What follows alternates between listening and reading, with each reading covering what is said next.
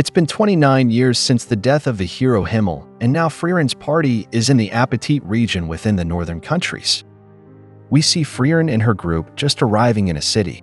Frieren says once they've settled their baggage at the inn, they will have free time until the evening. Stark mentions that it's been a while since they've found a town and he can finally relax. Fern asks Frieren if she wants to go out and shop together, but Frieren says she's fine and would rather read grimoires at the inn. Frieren suddenly mentions that it's actually Stark's 18th birthday today, which makes Fern think, "Why didn't you tell me earlier? I haven't bought a gift yet." Frieren replies that Fern can just buy something in town. However, Fern says she doesn't know what Stark likes, and Frieren laughs at her concern. Fern then asks what Frieren plans to give to Stark. Frieren responds that she will give him her favorite, a drug that dissolves clothes. As she hands it to Fern, she explains that men are very pleased to receive such gifts, a fact she learned from her master. She also asks Fern if she's interested in it. But Fern immediately pours it on Frieren. Fern exclaims, "This vulgar drug? Didn't I tell you to return it when you bought it? I don't care about you anymore," and she leaves Frieren alone in the room, where we see her clothes fully dissolved. Frieren regrets wasting the precious drug. She worries about what gift to give now. Frieren sees a piece of paper and it reminded her of something she could give. Now we see Fern in front of Stark's room, and she realizes she has no choice but to investigate to find information, even if it risks exposing her intention. But she found out that Stark is not in his room. Fern goes out and asks a shopkeeper if she has seen him, where she is told that a warrior with an axe on his back helped push her wagon and went to the plaza. Fern asks others and learns that Stark played with a group of children, helped a child with his cat down from a tree, and assisted an old man with his runaway livestock. Fern realizes that Stark has helped many people and is a good person, contradicting what her master Frieren thinks. It's impossible that Stark would enjoy such a perverted drug. She sees him sitting on a bench and is about to call out to him when she hears him suddenly say, "Those clouds look like breasts," while looking at the clouds. Fern's image of Stark shatters, realizing he is indeed a pervert. Then another cloud passes, and Stark notes it looks like poop. Fern thinks harder and decides he's not a pervert, just childlike or immature. Stark says he will tell Fern and Frieren about the supernatural clouds he's seen. Fern doesn't know how to respond. A moment later, Fern shows herself to Stark, who says it's perfect timing because he has something to show her. But seeing Fern's displeased face, he apologizes and decides not to tell her about it. Fern invites Stark to walk around the city. Stark asks if Fern is angry or if he did something wrong, while Fern thinks about what to say to break the ice. Stark continues to apologize, and Fern worries he'll find out she's planning to buy him a gift. In the end, she decides to just ask him directly. Fern asks Stark what he would like. Stark wonders why she asks. Fern reveals it's his birthday today, but Stark is puzzled about the connection to what he wants. Fern is momentarily stunned. She explains it's for his birthday gift, surprising Stark again that Fern wants to give him something. Fern gets annoyed and frustrated with Stark and says to forget it. Stark insists he's not joking. He's never received anything for his birthday, not from his family in his hometown or from his master, Eisen. He doesn't know how such things work. Fern is shocked and asks, "Really? Even from your family in your hometown? What kind of customs did you grow up with?" Stark explains that he simply wasn't valued highly. He comes from a town of warriors, not a place for weaklings. A flashback shows a man scolding a group of warriors for their performance against a monster, telling them to emulate a warrior named Stoltz. Stoltz, unlike them, didn't even get injured or have a speck of blood or mud on his clothes. We then see a village where the man returns with Stoltz.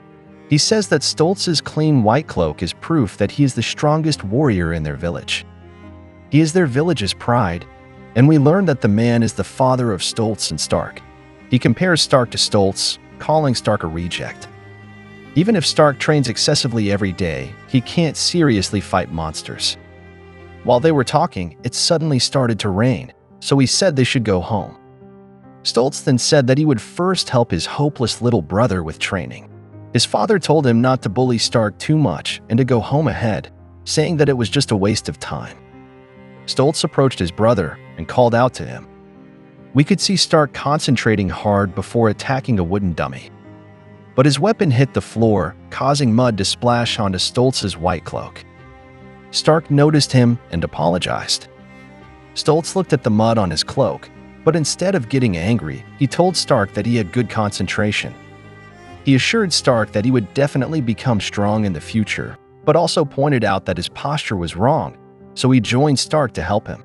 We can see that Stoltz didn't care even if his white cloak got completely dirty.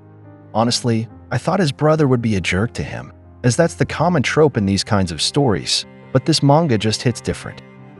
Back to the present, Stark recalled that his big brother was different from the people in their village and was the only one who treated him decently. But when their hometown was attacked by demons, he still couldn't do anything and abandoned his big brother, fleeing alone.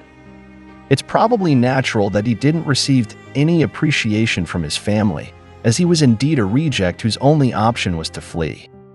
Fern, with a calm smile, told Stark to pick out a present. She said that Stark's past wasn't important to her.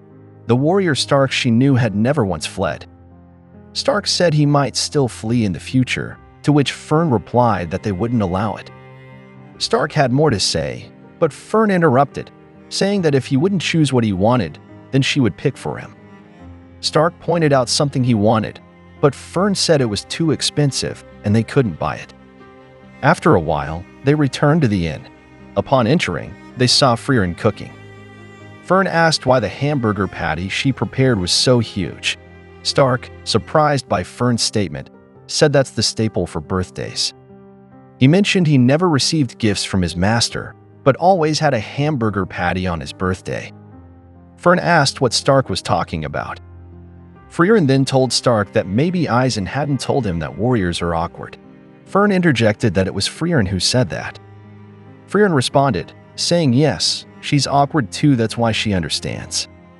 She said they are awkward fools whose thoughts can't be conveyed unless expressed in words. There was a flashback showing Frieren asking Eisen why he cooked giant burgers on birthdays. Eisen explained that it's a custom in their region, the burger being a gift to thank the warriors for giving their all, kind of like a birthday present from him. Himmel said, but Eisen, we're not warriors. Eisen replied, anyone who puts their all is a warrior. Stark remembered these words, leading to another flashback palooza. We see a young Stark asking his brother Stoltz what he's cooking. He said it's a hamburger patty for Stark's birthday, and he asks to keep it a secret from their father and the others. This reminded Stark again of the time when their hometown was attacked by demons. His brother had told him to escape and that he has to survive. Then we see Stoltz watching Stark run away before facing the mighty demon. Back to the present, Frieren said she got the recipe from Eisen and asked if it was good. It seems the paper she saw earlier is the burger's ingredients. Stark said it was delicious. Frieren smiled at this and suddenly brought out a bottle. She said, here, there's still a little left of this. But before she could finish, Fern threatened to pour it on Frieren's head if she didn't stop. I hope you liked the video. Please give it a thumbs up and subscribe. See you next time.